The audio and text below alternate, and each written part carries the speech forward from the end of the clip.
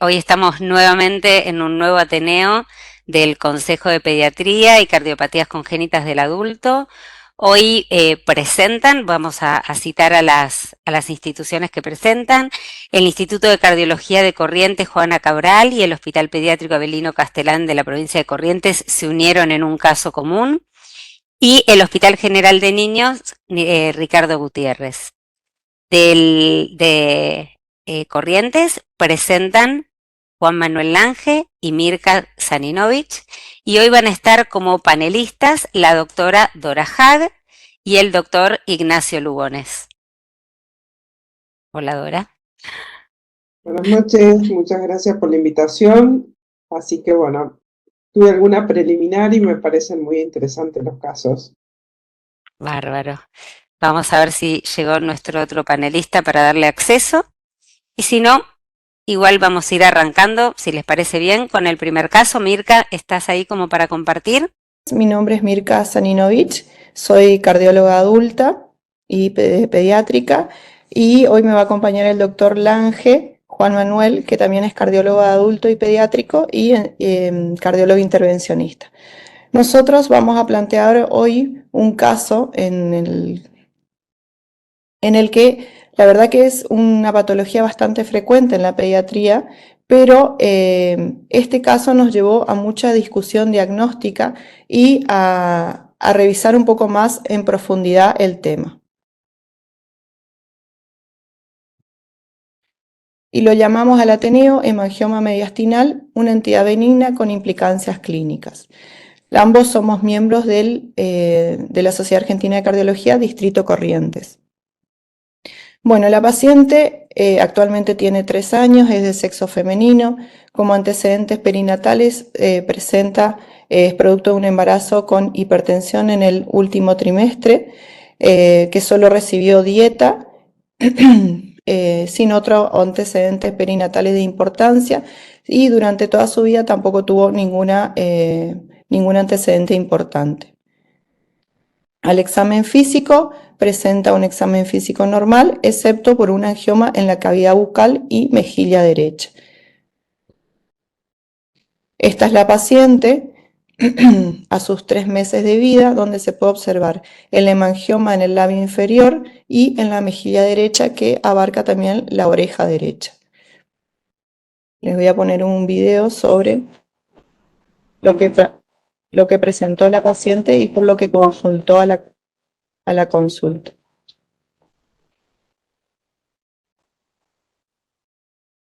Este estridor llevó a la mamá a hacer la consulta, y en ese momento fue tratada con propanolol 3 miligramos kilo día desde los 3 meses de vida por presentar el estridor, que él mismo desapareció a las 2 semanas de iniciado el tratamiento. Luego continuó con controles periódicos. Esta es la paciente actualmente a sus 3 años, donde se evidencia la disminución de la coloración y casi desaparición del hemangioma de la mejilla derecha. Y si bien el hemangioma del labio inferior ha disminuido en su coloración, pero sigue con un importante tamaño. Actualmente está asintomática desde el punto de vista cardiovascular, y en el último año, al no constatar una involución del mismo, se suspende la medicación. Tiene un electro sin alteraciones, al igual que la radiografía, con un índice cardiotorácico normal. Se le realizaron los estudios de rutina, un ecocardiograma que a principios del 2023 había evidenciado un foramen oval que luego se cerró espontáneamente.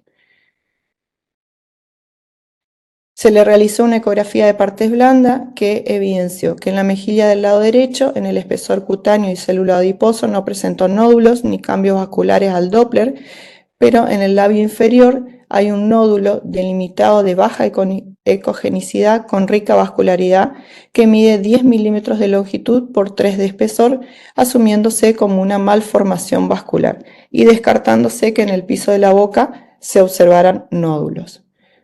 Como protocolo de estudio del hemangioma, se le realizó una ecografía abdominal, siendo esta normal, una tomografía de cerebro sin contraste que evidenció una imagen de contornos no bien definidos desde la región paratiroidea izquierda hacia la región submentoniana en contacto con estructuras vasculares y otra imagen de menor tamaño en el lado contralateral. La TAC de tórax sin contraste evidenció tejido de partes blandas hipervascularizados compatibles con malformación vascular en mediastino posterior y región paravertebral superior izquierda. Esto nos llevó a solicitar una angiotomografía con contraste. Las imágenes van a pasar un poquito rápida, pero después tengo imágenes fijas. Ahí se puede ver. Si enfocan la mirada aquí.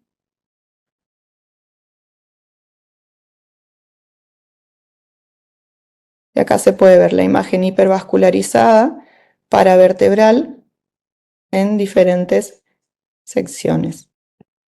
Y en su imagen sagital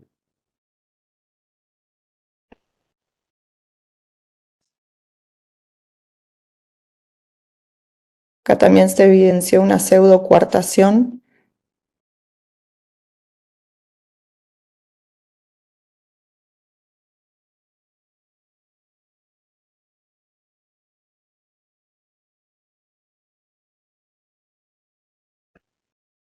Acá podemos ver la imagen hipervascularizada en contacto con la columna.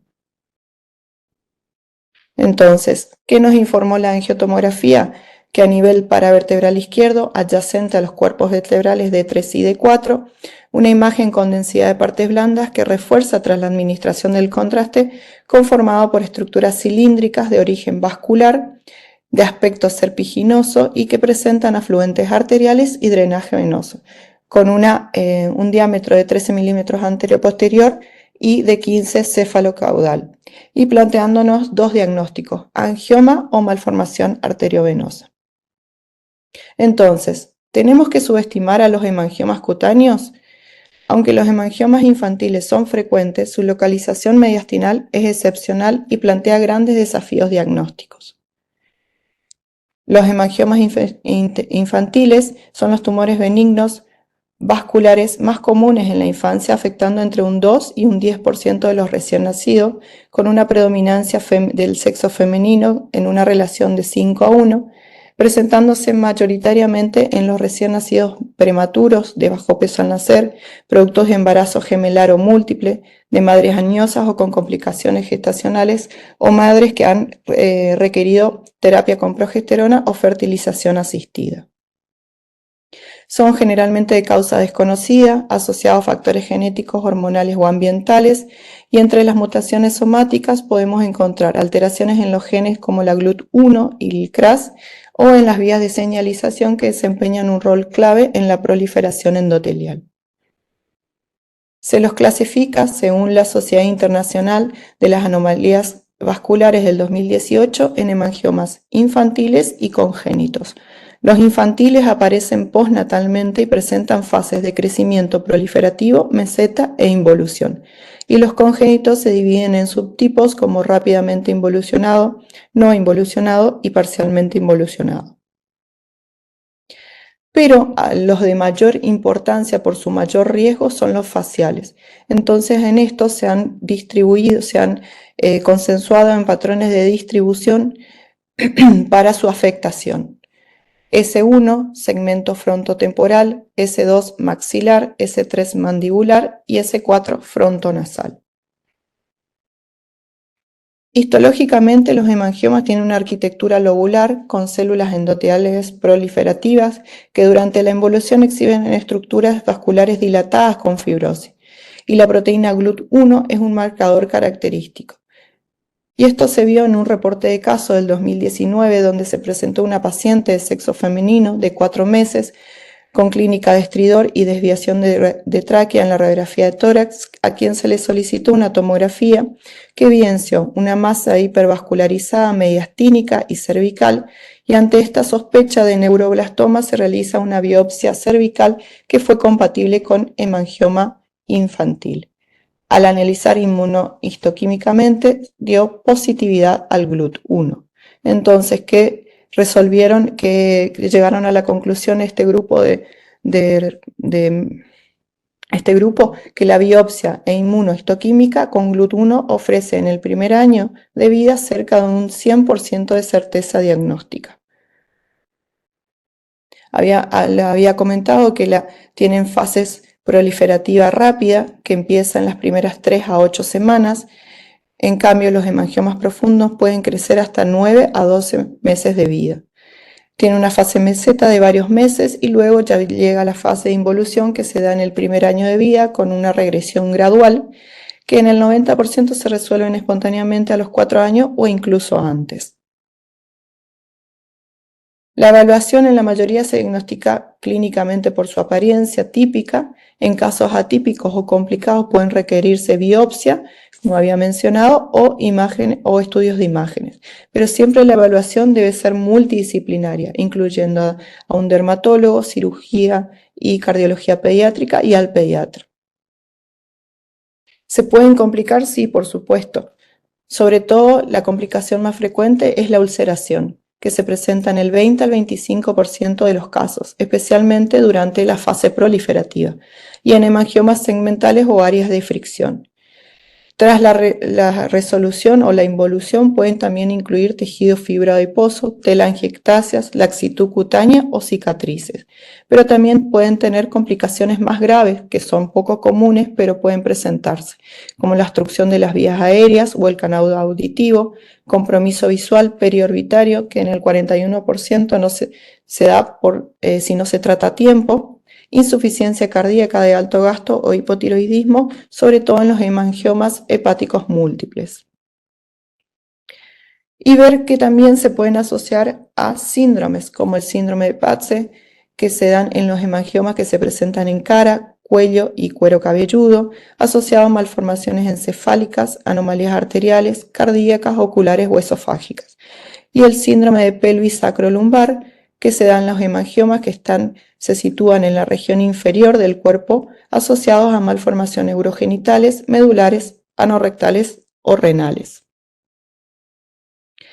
Los hemangiomas infantiles se evalúan según la gravedad de estos hemangiomas se evalúa según un sistema de puntuación y también sirve para la respuesta al tratamiento, aunque no están bien ampliamente difundidos, son útiles. Y les traje para mostrar el score IRES, que tiene una parte A y una parte B. Se consta de 6 preguntas que incluyen el riesgo potencial de complicaciones o la complicación propiamente dicha, el área de la cara afectada o las orejas, el área del pecho afectada sobre todo en las mujeres, la región lumbosacra, el tamaño de más de 4 centímetros, ya sea focal o segmentario, y el número de hemangiomas de más de 5.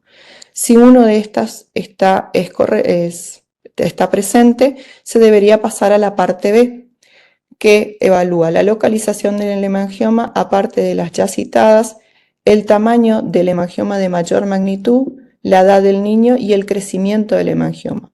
Obteniéndose un score de más de 4, se debe referir a un centro de referencia.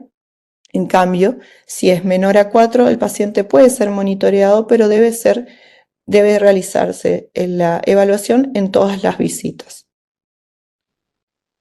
Existen también otros puntajes, como la escala de severidad del hemangioma, un poco más tediosa, y el consenso español publicado en el 2016 por los españoles ya evalúa la valoración del riesgo vital y funcional o de la secuela para dividirlo si lo hace el seguimiento del pediatra o si lo hace un centro de referencia. Confirmada el diagnóstico, evalúa las complicaciones, ya sea la ulceración a nivel periocular o las alteraciones de la vía aérea, o si está asociado a alguno de los síndromes mencionados. Y luego evaluar la necesidad de las pruebas complementarias, como la ecografía simple para descartar las lesiones quísticas o de consistencia grasa, el Doppler para las malformaciones de bajo flujo, la resonancia para evaluar la extensión en profundidad y la biopsia cutánea, que nos daría el diagnóstico directo más fiable con la tinción del GLUT1. En cuanto al tratamiento, Si el hemangioma es no complicado, habitualmente es la observación activa, debido a su tendencia espontánea a involucionar. Pero si bien es un hemangioma complicado o incómodo, el propranolol es el fármaco de primera línea, eficaz y seguro para los pacientes, ya sean de forma sistémica o tópico, como el timolol para los pequeños o superficiales, y este tratamiento se puede dar de 6 meses, durante 6 meses o hasta incluso 2 años, y siempre teniendo en cuenta su efecto adverso más frecuente, que es el trastorno del sueño. Ante la intolerancia al propranolol, la alternativa es el atenolol oral. Y acá se puede observar cómo un paciente con un hemangioma mediastinal que estaba obstruyendo a la tráquea, con un tratamiento durante 5 meses de propranolol, se vio cómo se disminuyó y liberó la tráquea. De no ser posible la administración de los beta bloqueantes, los corticoides menos usados, la prednisona o prednisolona, también pueden ser útiles, o las terapias combinadas con láser, inyección intralesional, cirugía o terapias multimodales en casos complicados. Existen guías actualizadas para orientar la farmacoterapia en los hemangiomas infantiles. Bueno, algunos conceptos básicos sobre los hemangiomas mediastinales, que era lo que presentaba nuestra paciente. Son tumores extremadamente raros, con una incidencia inferior al 0,5% de todos los tumores mediastínicos. Son anomalías del desarrollo vascular más que verdaderas neoplasias y raramente se malignizan. El 50% de los pacientes son asintomáticos, la mayoría no precisa tratamiento. Los síntomas más comunes son la tos, el dolor torácico y la disnea. El primer hemangioma mediastinal fue descrito por Adams en 1932 y confirmado histológicamente. La tomografía es una herramienta útil para el diagnóstico, ya que muestra un realce nodular periférico en las imágenes de fase temprana y relleno central en las imágenes de fase tardía. Este es un reporte de casos obtenido de bases de datos como el PubMed, Scopus o Web Science, en donde se incluyó 77 pacientes de ambos sexos que presentaban una masa mediastinal. El reporte más antiguo encontrado fue en 1953, 31 eran hombres, 46 eran mujeres, la edad promedio era de 39 años, desde los recién nacidos hasta 74 años, y las ubicaciones fueron en el mediastino anterior, 41 pacientes, mediastino medio 16, al igual que el superior, y posterior solo 12. 71 pacientes de los 77 fueron a resección quirúrgica y todos recibieron tratamiento médico. Acá se pueden ver la variación de las edades. ¿Y qué llegó a este grupo de conclusión? Que la edad promedio fue de 40 años, el sexo predominante fue mujeres, la mortalidad fue del 52% y que deben ser considerados frente a cualquier tumor mediastínico y que la mayoría requerirá cirugía. Pero ¿qué nos planteó también nuestro paciente después de la tomografía? Que el otro diagnóstico era la malformación arteriovenosa. Y aquí le voy a dar la palabra a mi colega Juan Manuel. Bueno, la pregunta vendría a ser, hasta acá hemos hablado de que el paciente podría llegar a ser un hemangioma, pero este estudio, la tomografía, del cual realmente nos es útil, nos plantea un diagnóstico diferencial. ¿En la próxima? En este diagnóstico diferencial que nos planteas, tenemos que analizarlos como cualquier tipo de malformación vascular, y esta es la clasificación del ISVA, la cual plantea los tumores, la diferencia entre tumores benignos malignos con el resto de las malformaciones vasculares, que hay cientos, pero que básicamente las podemos organizar dependiendo del territorio arterial, venoso o linfático. Las mismas pueden estar combinadas, asociadas con vasos mayores, pero también pueden ser malformaciones de alto flujo como las fístulas arteriovenosas. La próxima. Esta clasificación tiene que estar sí o sí enriquecida de el componente hemodinámico, como son las de alto flujo que son las malformaciones arteriovenosas o las fístulas, o bien las combinaciones con estos factores, es decir, de que no haya un tejido normal entre la conexión entre la arteria y la vena para que la sangre circule de manera fluida, y a diferencia de las de bajo flujo, que pueden ser las linfáticas, capilares o venosas, las cuales también tienen sus características particulares, especialmente las linfáticas, las cuales pueden ser gigantes y organizarlas en quistes pequeños, es decir, múltiples quistes muy chiquitos de menos de 3 centímetros o quistes gigantes. Ahora, nosotros en el hospital, en el equipo vascular, también utilizamos una de las clasificaciones o las organizamos en base a su repercusión clínica, ya que a través de esto es uno de los elementos que nos va a permitir justificar el tratamiento o no. Próxima. En relación al estudio de una posible malformación arteriovenosa, la clínica se caracteriza porque es vital. En el caso de este paciente es un visceral intratorácico. No vamos a poder tener lesiones cutáneas o complicaciones de las lesiones cutáneas como se pueden observar en ese paciente, ni tampoco vamos a poder hacer una ecografía vascular. ¿Cuál es el problema? Realmente estos elementos son vitales no solamente para hacer el análisis semiológico, sino para también hacer una evaluación clínica, y como pueden observarse desde la parte de ecografía, normalmente nosotros en esa evaluación localizamos la posición de las mismas para luego plantear un tratamiento percutáneo. La próxima. Por eso es que este paciente va a ser vital que se realice una angioresonancia y o una angiografía para poder observar, ya que de esta manera nosotros vamos a poder identificar los elementos que nos puedan diferenciar una malformación de un hemangioma.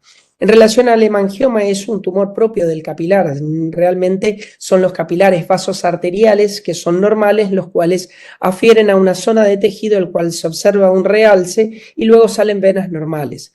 Diferente de lo que sería una malformación, como se puede ver en la angiografía a la derecha, en la cual hay vasos los cuales no muestran una nutrición específica, sino que se van a un ovillo que se llama nido. Este nido no es un punto de circulación efectiva, no es un punto de nutrición para el tejido, sino que es un punto que pasa directamente y que hay baja resistencia vascular porque no es una microcirculación estándar y convencional, dilatando las venas para producir un incremento del cortocircuito entre los dos, entre la arteria y la vena, como se menciona. Próxima. Estos pacientes, bien. Ahí podemos observar cómo hay una gran dilatación de las venas en esa angiografía consecuente al flujo descontrolado de estas arterias nutricias.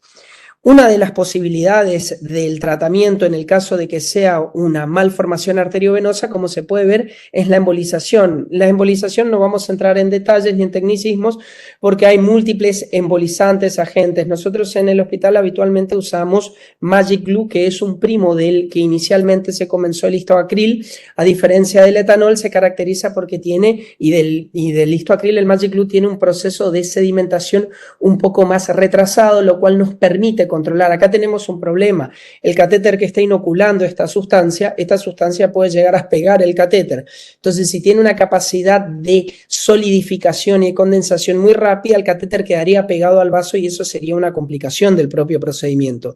Entonces, el grado de dilución y, en segundo lugar, la velocidad de sedimentación de estas sustancias son elementos en los cuales nos tienen que ayudar para definir qué tipo de elementos utilizar y en qué tipo de lesiones vamos a hacer. Por lo tanto, a veces se transforma en algo un poco artesanal, y como podemos ver, lo que se ocurre es que este Magic Glue mezclado con otra sustancia, el lipidol, toma contraste y así podemos observarlo a través de la radioscopía para la realización de las embolizaciones. Próxima. Ahora, el punto es que este tipo de tratamientos es específico si hay una arteria que nos nutra, ¿sí? Ahora, no hay un tratamiento certero para todos los problemas, debido a que el gran problema de estas malformaciones que son embolizadas, ya sea linfáticas, malformaciones arteriovenosas o cualquier otro tipo, son la recurrencia, la necesidad de reintervenciones. Esa es la gran complicación con la cual nos encontramos al día de hoy.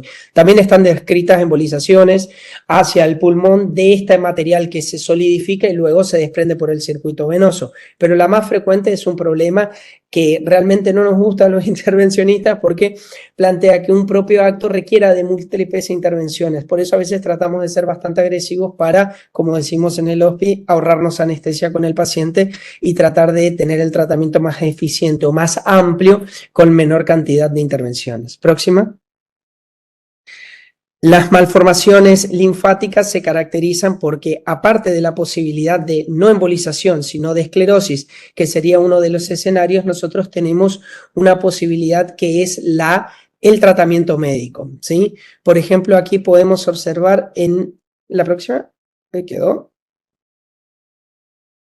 En el caso de las malformaciones, las malformaciones linfáticas se caracterizan porque las mismas a veces no pueden ser, son de un gran tamaño, las cuales no permiten el tratamiento percutáneo eficiente en una primera instancia. Entonces debemos combinar los tratamientos médicos, específicamente lo que utilizamos es sirolimus, especialmente en malformaciones que sean de más de 10 centímetros. Tenemos un protocolo de trabajo en donde a este tipo de malformaciones, como podemos observar en esta angiotomografía, la cual se observa el componente linfático intraabdominal que está generando efecto de masa, realizamos un tratamiento primero con sirolimus médico, control para tratar de reducir, y una vez que reducimos, planteamos la necesidad de esclerosis dependiendo a si son macro o microvesículas. Este concepto es muy simple debido a que, como nosotros vaciamos la vesícula de la malformación linfática y colocamos el esclerosante, normalmente bleomicina,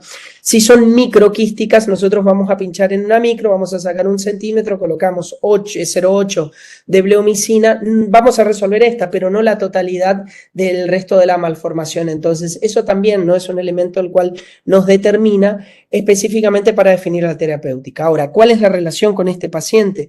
En la conclusión un poco es seguir estudiándolo y ahondar la posibilidad de otros exámenes complementarios, ya que esta angiotomografía no fue categórica y existen otros tipos de malformaciones vasculares, las cuales realmente debemos diferenciarlas para poder establecer o plantear un tratamiento. Y en relación entonces a las conclusiones, nosotros podemos plantear si nuestra paciente, ¿a qué le podríamos ofrecer? Si bien esta paciente debería ser definida en el escenario más probable de un hemangioma, ¿qué es lo que consideran? El tratamiento, un tratamiento invasivo, un tratamiento médico, ¿cuál sería el tratamiento invasivo de elección, quirúrgico o percutáneo?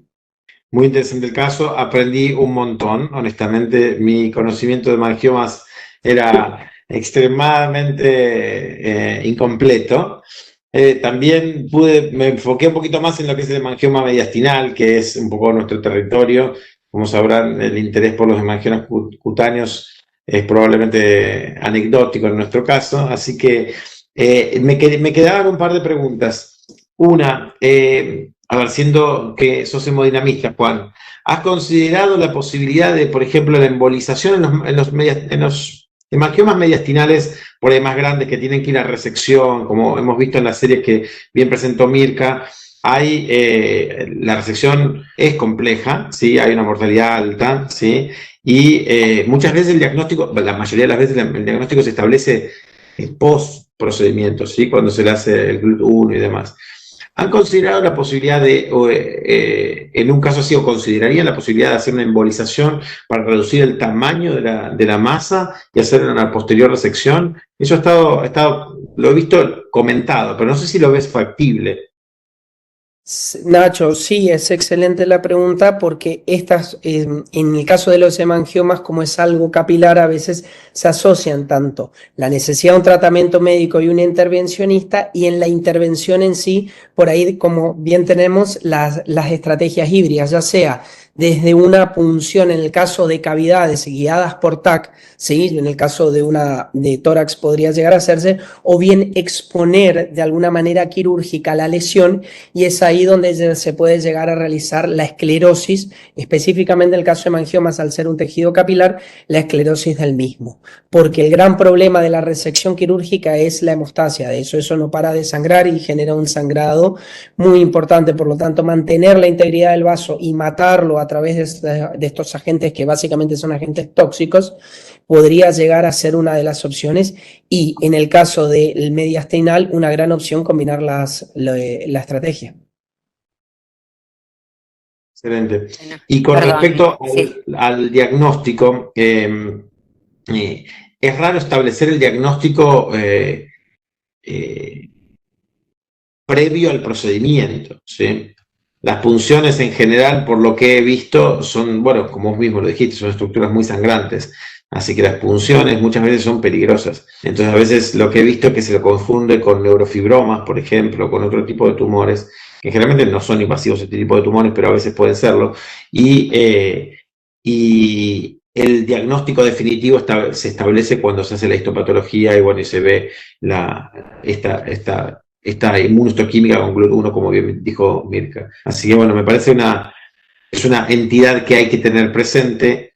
Obviamente es extremadamente infrecuente y pensaríamos en principio en otra cosa, pero me parece que estos datos son para tener en consideración. Una cosa más que he visto que, no sé si ustedes lo vieron en la TAC, que en la tomografía aparentemente, no es mi experiencia personal, es la literatura, pero existe una cosa que se llaman flegolitos, que son como pequeños, que se ven en la fase ósea del tomo, ¿sí? Que están más o menos presentes en el 20% de los pacientes, son como estructuras como medialunas, que se ven solamente como dije, en la TAC cuando ve hueso, ¿sí? Armada para ver hueso, y son bastante característicos, pero que no, ustedes hicieron en la tomografía, ¿pudieron ver esas estructuras o las identificaron o las buscaron?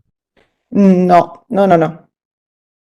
Existe, lo pregunto por curiosidad, porque me llama la atención, porque lo que se dice es que se ven como estructuras semilunares, digámoslo, en los contornos de estas pequeñas ovillos. Y bueno, quería saber si era algo tan frecuente como dice que es el 20%, pero si era algo que que se puede observar en la toma. Pero bueno, Seguimos aprendiendo, seguimos aprendiendo, Nacho. Una pregunta, Dora, perdón. dale. Primero felicitarlo por el caso y por la presentación, la verdad que muy interesante, y al igual que Nacho aprendí un montón. Pero una pregunta, hace un tiempo, más o menos unos 10 años, al propanolol se le había sugerido, se le había sumado, digamos, y se había sugerido fuertemente en algunos estudios el sildenafil. Después eso se dejó de lado porque realmente no se vieron resultados positivos, y en algunos que otros estudios se ha asociado el sirolimus o la vincristina. ¿Lo tuvieron en algún momento pensado esto, si se complicaba el hemangioma mediastinal? Porque obviamente con uno sin complicaciones uno no toma este riesgo, pero por ahí en que podía traer alguna complicación porque estaba dentro del mediastino, tal vez eran terapéuticas a pensar. Sí, se había pensado en cuanto al sirolimus. En cuanto al sildenafil, la verdad que en la bibliografía y la revisión del consenso en la revisión del consenso del 2016 que se publicó en el 2025 no lo nombraron. Pero el sirolimus tiene más experiencia, Juan Manuel, que yo, así que... Sí, nosotros en relación al Ciru, el protocolo es los tamaños fundamentalmente y las posiciones. Si son en este caso viscerales y estarían generando, perdón, intracavitarios, y estarían generando algún tipo de compromiso, efecto de masa, o bien estamos programando una esclerosis y el mismo, como nosotros tenemos un tamaño considerable, más o menos unos 10 centímetros de lesión, sí, lo consideramos, hacemos la evaluación pediátrica, vacunas al día, programamos todo y de ahí avanzamos en un tiempo de 6 a 8 meses de cumplimiento efectivo con los controles, ¿sí? Los controles del dosaje del mismo. Y posterior a eso, bueno, vemos con qué nos quedamos y en base a eso definimos una conducta expectante o terapéutica, pero sí, es un elemento que es habitualmente o está dentro de algunos algoritmos para el trabajo. Y usas... Me toca hacer, perdón, sí, Dora, y para allá como último comentario, si les parece bien, así no le quitamos tanto tiempo al segundo. Decí, Dora, decí vos y cerrá ya este espacio. Lo único es un dato informativo. preguntarle a Juan Manuel qué dosaje usa en sangre de sirolimus, porque es sustancialmente distinto del que usamos en inmunosupresión, y me parece que es un dato interesante para que se queden todos tranquilos en que no lo llevan a una inmunosupresión tan importante. Sí, sin dudas. Acá nosotros en el grupo lo tenemos la parte de la dermatóloga, la doctora Andrada, ella va manejando eso y sí, lo tenemos más o menos el primer mes de tratamiento, los primeros meses lo hacemos cada 15 días el dosaje y después lo vamos espaciando más, pero sí, no llegamos a dosis inmunosupresoras para nada, no. Bueno, gracias a los Felicitaciones. cuatro. Felicitaciones, en especial a Mirka y Juan Manuel. Vamos a pasar al segundo caso. Estenosis aórtica infantil, síntomas que hablan más allá de la válvula. El disertante es Facundo Vigón Rufa, del Hospital General de Niños Ricardo Gutiérrez. Hola, ¿qué tal? Buenas noches. Como decían, yo soy residente del Hospital Ricardo Gutiérrez. Muchas gracias por el espacio. Muy interesante la presentación anterior. Me llevó a muchas cosas que no, tal cual decían, es a veces un tema un poquito olvidado, no tan tenido en cuenta. Entonces, como decíamos, vamos a hablar de estenosis aórtica infantil, síntomas que hablan más allá de la válvula, en este caso clínico, que nuestro paciente actualmente tiene 7 años de edad, es oriundo de la región norte del país y tiene diagnóstico en periodo neonatal de aorta bicúspide y estenosis aórtica crítica en este periodo. En el periodo neonatal, entonces, evolucionó con palidez, taquicardia, taquipnea y dificultad en el progreso pondoestatural, por lo cual se lo estudia, se realiza ecocardiograma, que evidencia una aorta bicúspide estenótica severa con un gradiente de 85, hipertrofia del VI y una disminución progresiva de la función sistólica de este. Por lo cual, en primera instancia, se decide realizar un cateterismo, una valvuloplastía con balón, valorándose una válvula aórtica displásica. Se utiliza un balón mini Tay-Jack de 6 milímetros, que tiene la misma medida que la válvula aórtica, y se concluye en un procedimiento que es moderadamente efectivo. Si uno analiza lo que son las presiones de lo que es ventrículo izquierdo y aorta ascendente, precateterismo, predilatación, digamos, se evidencia un gradiente de aproximadamente 45, 89 versus 44.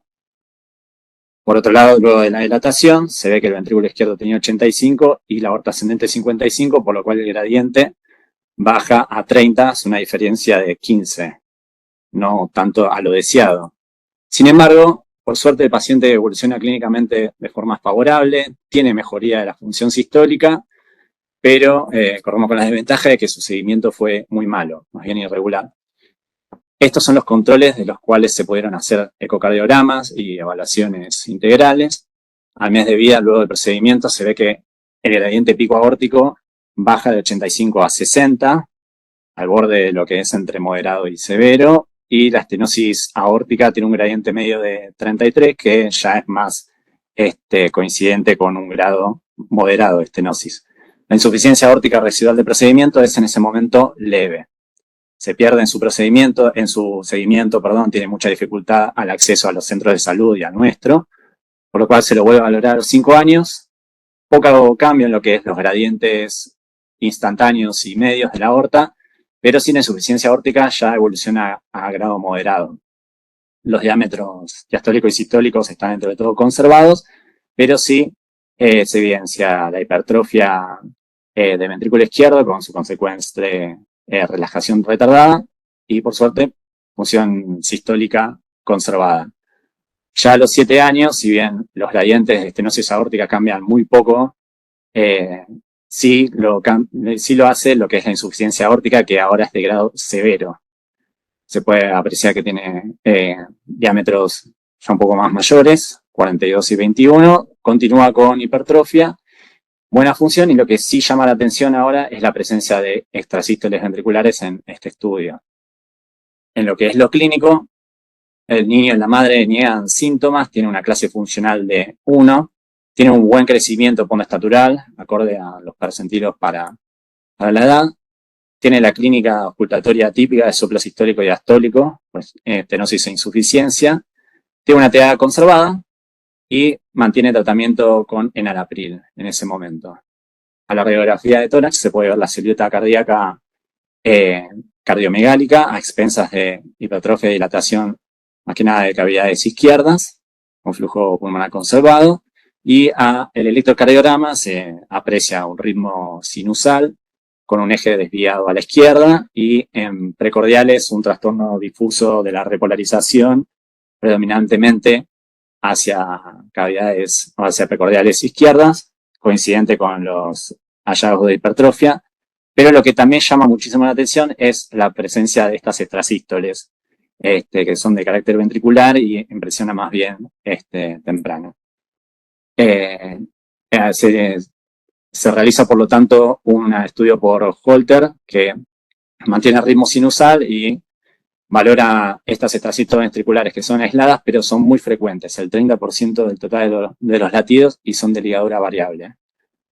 Por otro lado, el paciente no tiene arritmias sostenidas y mantiene un rango cronotrópico dentro de lo normal. Continuando con el ecocardiograma, se puede ver en la imagen de arriba a la izquierda un eje largo que evidencia hipertrofia del VI, fundamentalmente el septum se puede ver, una apertura valvular aórtica aceptable, coincidente con lo que es una estenosis de grado moderado. En la imagen de abajo se puede ver un Doppler color que valora la insuficiencia aórtica. El orificio regurgitante efectivo tiene un área mayor a 30 milímetros cuadrados, con lo cual es coincidente con el grado de severidad de la insuficiencia aórtica. Pero por otro lado, el diámetro sistólico es de 21 milímetros por metro cuadrado, con lo cual todavía no clasifica lo que es un criterio de intervención quirúrgica per se, hablando de la insuficiencia aórtica. Recordando ese valor de corte, lo vamos a ver más adelante, es de 25 en adelante. Continuando con el eje 4 cámaras cervical, se ve un poco leve dilatación de cavidades izquierdas, y en la imagen de abajo a la izquierda se hace zoom en la válvula aórtica displásica, engrosada, bicúspide, con un anillo aórtico de 15 milímetros que se ha medido. Por lo cual el paciente es presentado en ateneo interdisciplinario. Repasando, tuvo aorta bicúspide estenótica, válvuloplasteada al mes de vida, que evolucionó a estenosis moderada. Por otro lado, la insuficiencia aórtica fue progresivamente incrementándose hasta un grado severo. Continúa con hipertrofia y disfunción diastólica del VI.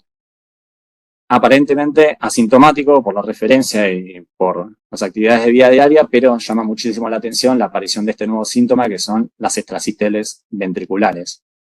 Por lo cual se discute cuál puede ser la posible conducta a mantener con este niño. Por un lado, continuar con el tratamiento médico que apoyaría a esta conducta. Tenemos una estenosis aórtica moderada por la apertura valvular, por el gradiente medio menor a 40. La insuficiencia aórtica, si bien es severa, el diámetro diastólico es de 21 milímetros por metro cuadrado, menor a lo que recomiendan las guías para intervención quirúrgica.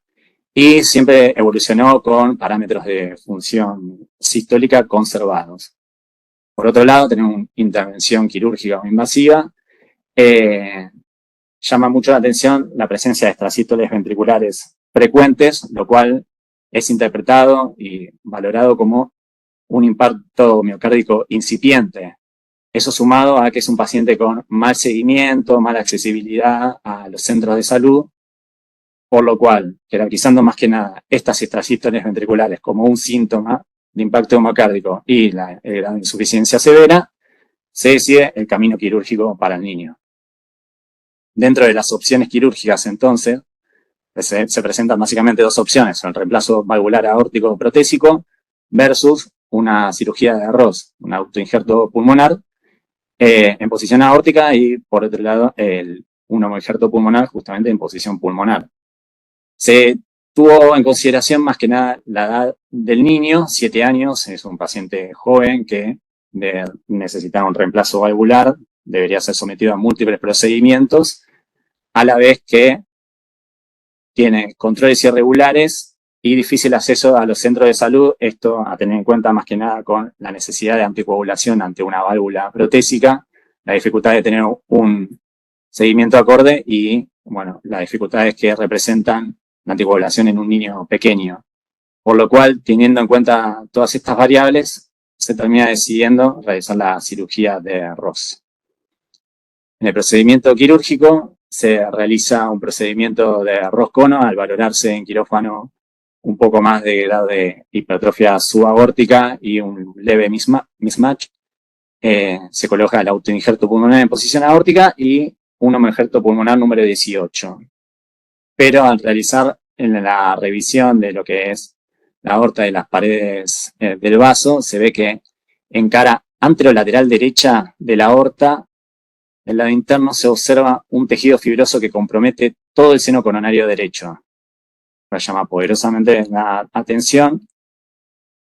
Y en la próxima, acá se ve el video de la exploración. Se puede ver como el ostium coronario derecho está obliterado casi en su totalidad. Se prueban bujías y se logra pasar con dificultad una bujía de 1 milímetro, como ahí se puede ver, que se está introduciendo en dicho ostium.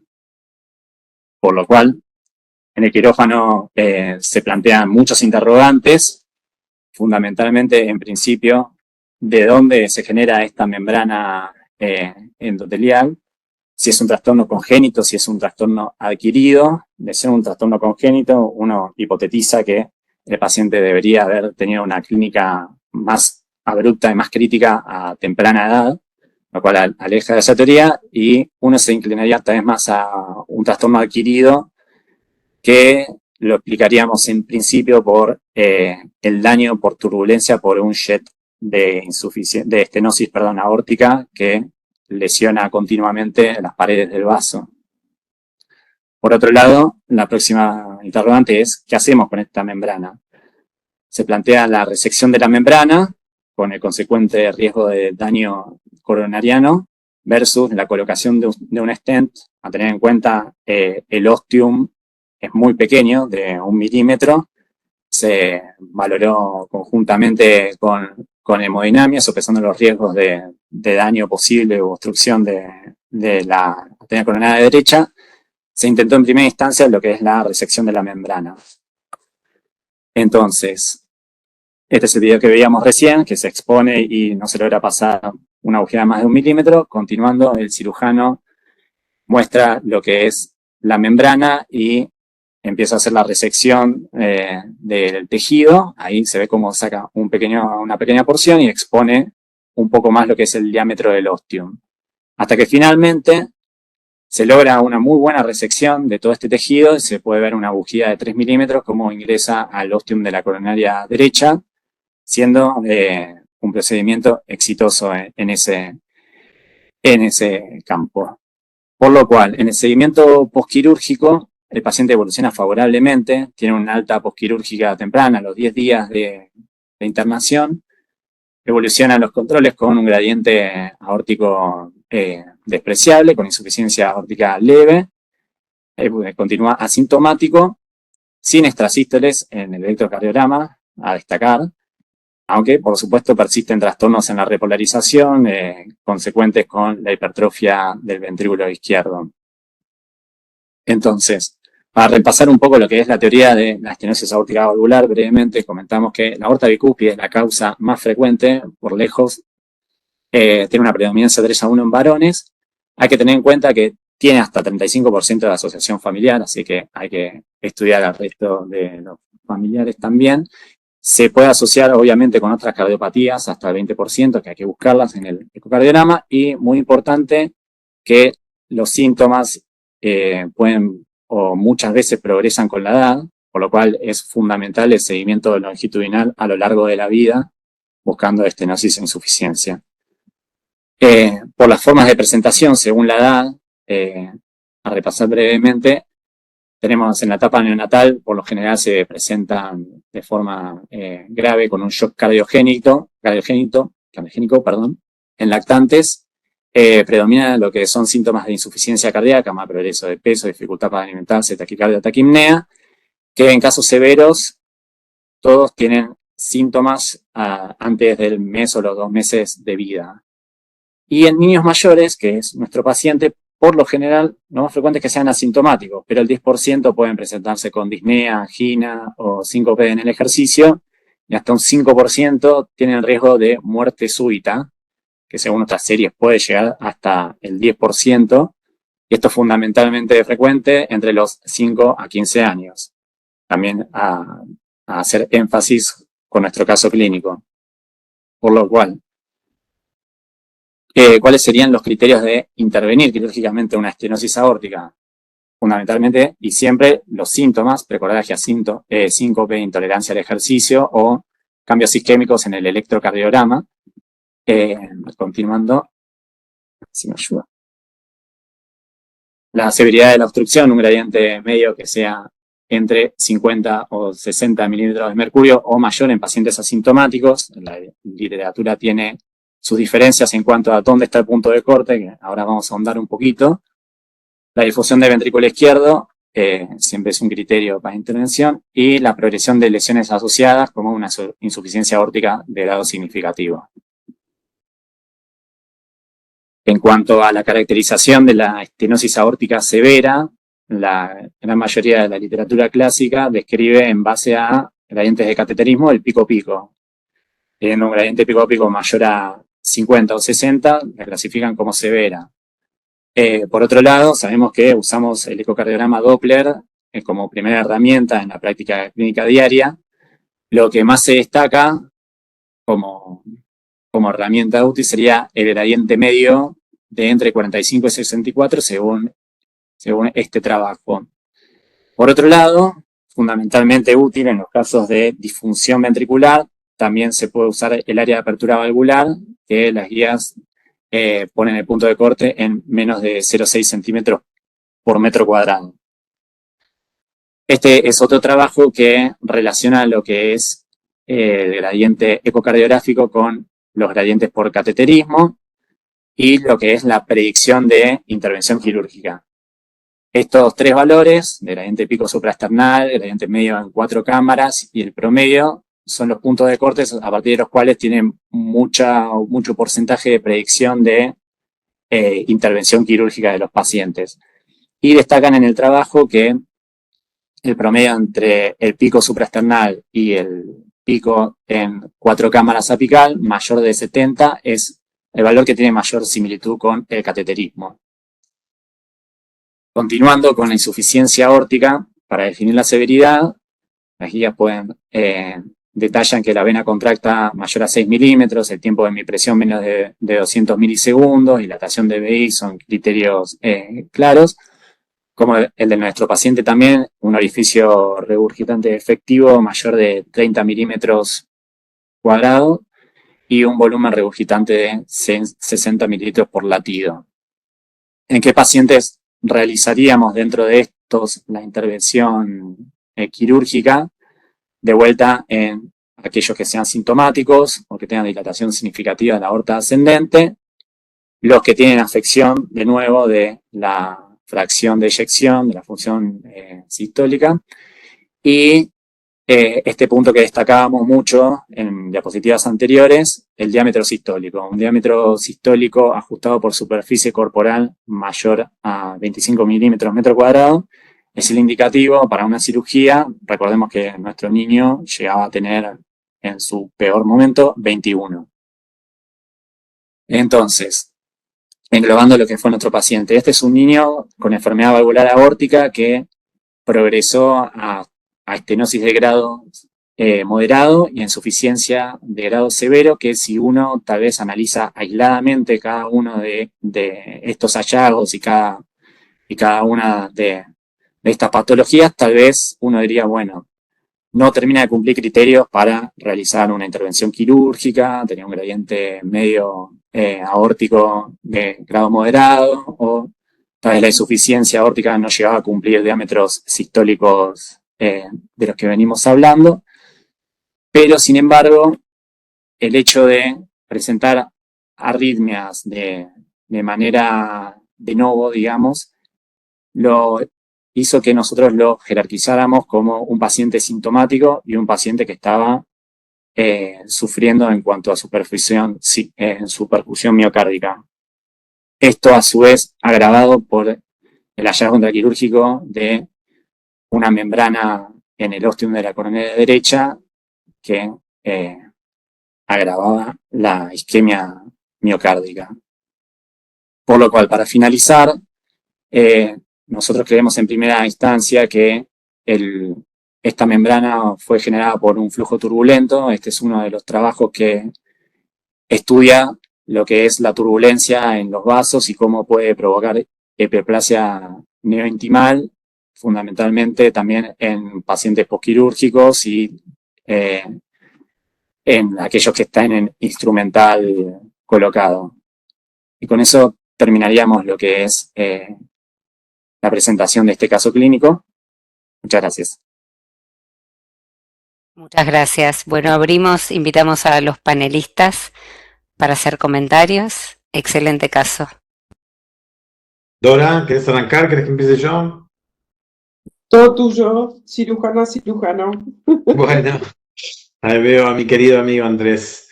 Bueno, muy interesante el caso, muy interesante el caso. Es muy infrecuente ver este tipo de cosas. Estenosis de los ostium de las coronarias es algo realmente raro. Y felicitaciones porque realmente la resolución fue excelente. Me quedan varios puntos. El primero es el diagnóstico. ¿Sí? ¿Hubo alguna sospecha, no sé, en el ETE o en el eco transtorácico inicial, alguna alteración? No sé, me refiero, ¿se veía bien el origen de las coronarias? ¿Qué se vio en una revisión retrospectiva de los ecos? ¿Sí? Y del STRAIN también. Sí, sinceramente uno no pensaba encontrarse tal vez a una membrana en el ostium. Sí era dudoso lo que es el origen de la coronaria derecha, sí, era pequeño, era difícil de valorar a su vez por el compromiso valvular, por el grosor de las mismas, así que si bien era de difícil valoración y no terminaba de quedar en claro, nunca hubiéramos sospechado que tenía ese grado de obstrucción en una membrana. Así que sería interesante hacer la retrospectiva para ver si había algún indicio, pequeñito flujo por ahí se veía, pero es re difícil con toda la turbulencia, estenosis, insuficiencia que se veía ahí. Me imagino que era invalorable. Sí, la válvula era muy gruesa y tenía mucha turbulencia, y aparte justo nosotros no le hicimos eco transesofágico, fue directa a cirugía. Y en el quirófano, digamos, nos enfocamos sobre todo en la evaluación de la válvula, que, digamos, intentar ayudar a la resolución quirúrgica de la válvula en sí misma. Siempre la coronaria derecha, con los chicos muy chicos que tienen mucho movimiento y mucho latido, es bastante difícil de ver el origen de la coronaria derecha. No sé si le pasará a todos, pero es una coronaria difícil de ver. Es más fácil ver el trayecto de la coronaria derecha y el origen de la coronaria izquierda. Así que lo pasamos por alto, digamos. Sí, sí. Y dentro de las causas, esto está muy asociado a la estenosis supravalvular baja, muy asociado. La mayor asociación es con la estenosis supravalvular aórtica. Ahí ya hay una enfermedad de la pared. No tiene ningún tipo de ese tipo de alteraciones, ¿no? Nacho. Sí, Andrés. ¿Se escucha? Sí, se escucha. Bueno, primero, antes que nada, felicitar a Facundo por la presentación. Sí. Un poco lo que vos hablabas del chico en la discusión prequirúrgica. Como dijo Facundo, en realidad fue un paciente que se discutió bastante, que si bien los parámetros tanto clínicos como ecocardiográficos no daban o no eran como del 100% quirúrgico, por las características de estas arritmias, que no se entendían bien por qué las hacía y por el seguimiento tan errático, se decidió operarse. Y la verdad que nos encontramos, como dijo Lili, en general nosotros no se busca rutinariamente el flujo coronario, o no lo sospechamos. La verdad que nos encontramos con esto, con este hallazgo quirúrgico, y la pared de la aorta se la veía sana, solo el endotelio en realidad y solo en la cara anterior. Eso sí llamaba mucho la atención. Y bueno, por suerte, de todas las opciones que se planteaban en quirófano, tanto como tratar en un primer momento de poner un stent en el ostium coronario, también pensé de hacerle un puente mamario, hasta en un momento abrir la coronaria, como para ver si podíamos resolverlo. Bueno, claro, poner un parche en el origen de la coronaria. También antes, una cosa de la decisión quirúrgica, la otra también opción era hacerle un avatar, pero como el chico era del norte y el seguimiento errático era medio difícil, terminamos optando por el rosco, ¿no? Y consulta, en la valva, o sea, la coronaria derecha era una bicúspide, ¿no? Pero la valva adyacente al ostium, ¿era más chica o era simétrica la válvula? ¿Te acordás de eso? No, ahí sabe tanto... Porque lo que yo escuchaba, no he visto casos, pero sí lo he leído, es que a veces la propia válvula hace como una exclusión de la coronaria y a veces es como que se fusiona el borde libre con la pared de la aorta. O a veces también lo que puede haber es justo en estos días estoy estudiando mucho las cuestiones relativas al nódulo arancio, que es una de las cosas que estamos tratando de incorporar en nuestras válvulas de avatar, y también me crucé con que existe una entidad que se llama hipertrofia de los nódulos de arancio, cosa que desconocía realmente. Y es muy interesante porque a veces la hipertrofia del nódulo arancio se extiende por el borde libre hacia las comisuras y genera primero una restricción en el cierre, con lo cual genera insuficiencia aórtica cercana, o a veces lo que hace es, cuando es unilateral, puede protruir sobre el ostium que está enfrente, ¿sí? Y lo tapa. Entonces, pero no vieron nada, o sea, no había un mecanismo de compresión del otro lado, era tejido. Claro, en un primer momento cuando se abrió la aorta no encontramos el ostium. Claro. No encontramos el ostium, y bueno, después revisando, buscando, lo logramos identificar, pero no había nada que llamara la atención, excepto las arritmias en el prequirúrgico. No, está muy bien. Y muy bien que lo buscaron, porque la verdad es que uno a veces ve el ostium y directamente dice, bueno, es coronaria única, sigo. Así que... Exactamente. Ahora, ¿querías justo decir algo? Una pregunta, Lili, que está ahí colaborando desde la parte clínica. Retrospectivamente, en un chico asintomático con alguna expresión que tal vez ustedes lo pensaron, por otro lado, para llevarlo a la cirugía, pero que tenía extrasístoles y demás. Ante un chico asintomático con este tipo de síntomas o de signos, ¿revisarías de vuelta las coronarias? ¿Harías un ejercicio que ante presentaciones no habituales de la estenosis buscarías eso? Obviamente que sí. Y más ahora después del caso, sí, seguro. Ahora realidad, sí, obviamente. Prestarle más atención a la coronaria derecha. La coronaria derecha en un corazón muy móvil es difícil de ver el origen. Tenés que torcer demasiado y a veces uno la ve un poco más finita, ve el flujo y dice, bueno, tiene flujo.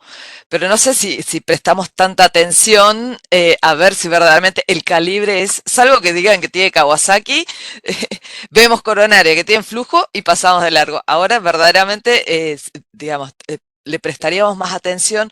No es habitual que una estenosis aórtica, el comportamiento que tuvo, cuando no tiene una estenosis severa, cuando no tiene tanta... Porque si bien estaba hipertrófico, no tenía tantos trastornos en el electrocardiograma y que haga tantas extrasístoles era algo raro que nos llamó la atención. Y Marilyn preguntó en el chat si en la reso era esperable que haya fibrosis. Es que no tenía fibrosis. Okay. Y también la otra cosa es que el chico estamos partiendo que era un chico con una estenosis aórtica crítica, que empezó con bajo gasto y con eso le hicieron el diagnóstico y lo derivaron y nosotros le hicimos la valvuloplastia. Digamos, es una válvula que ya desde neonato era una válvula gruesa, no sé si recuerdan en el eco que estaba muy engrosada, era displásica, ese nódulo de arancio tuyo era no gordo, gordísimo.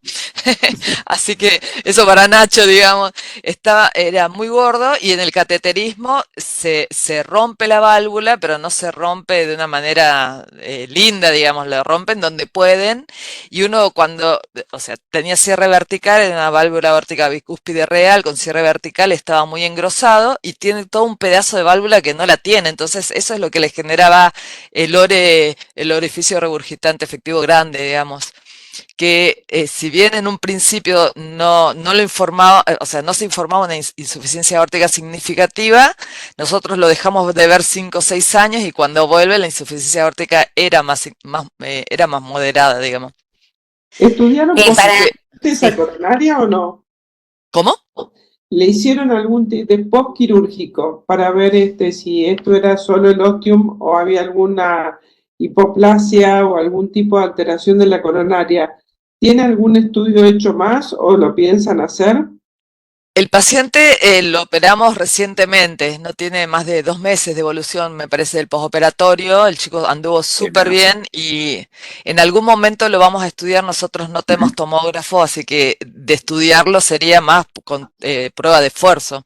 No el recorrido coronario en sí mismo, no lo hicimos a eso. Tendremos que ver si es que justifica, si aparece alguna otra clínica, justifica seguir haciendo el estudio. Los cirujanos le pudieron pasar digamos, la bujía 3 2 milímetros. pasaba, sí, adecuadamente y lo que vieron macroscópico parecía todo la lesión por la formación de fibrina versus tejido endotelial fibrótico hacia el ostium y no una patología de la coronaria en sí misma. Una cosita, perdón, pero se está yendo la gente y para poder hacer un buen cierre, no sé si alguien de los panelistas quiere hacer un comentario más, si no, ya pasamos a hacer el cierre. ¿Sí? Con 2 casos que para mí, si yo tuviera que hacer un comentario, sería que nos sacaron de la zona de confort, ¿no? El hemangioma ni que hablar. Y una estenosis aórtica, dale, con una membrana en la coronaria, nos sacaron totalmente del confort. Yo diría 2 casos totalmente publicables. Totalmente. Y 3 comentarios respecto a esto es, uno, recordar la clasificación de Michelena nueva de la bicúspide aórtica, que sería bueno en algún momento también recordarla, que salió ahora en agosto en las nuevas guías de valvuloplastia, que seguramente van a ser presentadas en el Congreso, y que en el Congreso, Lili, si mal no recuerdo, y todo el resto del Consejo presente, que hay una mesa de coronarias donde vamos a hablar, no de mangiomas, perdonen, pero sí de coronarias, donde vamos a hablar un poco más de este tema. Bueno, dejo a Dora y Nacho, si les parece bien, para que cierren. Bueno, la verdad que para mí fue muy grato participar de este webinar. Me resulta mucho más cómodo por mi origen, por mi tendencia cardiológica, opinar sobre el angioma que sobre la estenosis aórtica, que la puedo llegar a seguir después, pero por ahí no estoy tan cerca del diagnóstico. Con respecto al angioma, para felicitar a la gente que lo trató, que pudo hacer todo esto lejos del núcleo capitalino, y esto es muy agradable y muy loable. Y con respecto a la gente del Hospital de Niños, por supuesto que es un gran centro y los felicito por el trabajo y por presentar el caso. Que sería que en este caso se resolvió positivamente, pero también se hubiese sido muy interesante escucharlo si así no fuera. Primero porque me parece que nos enseña a todos. Así que bueno, gracias Judith, gracias Lili, gracias a los expositores y bueno, gracias Nacho.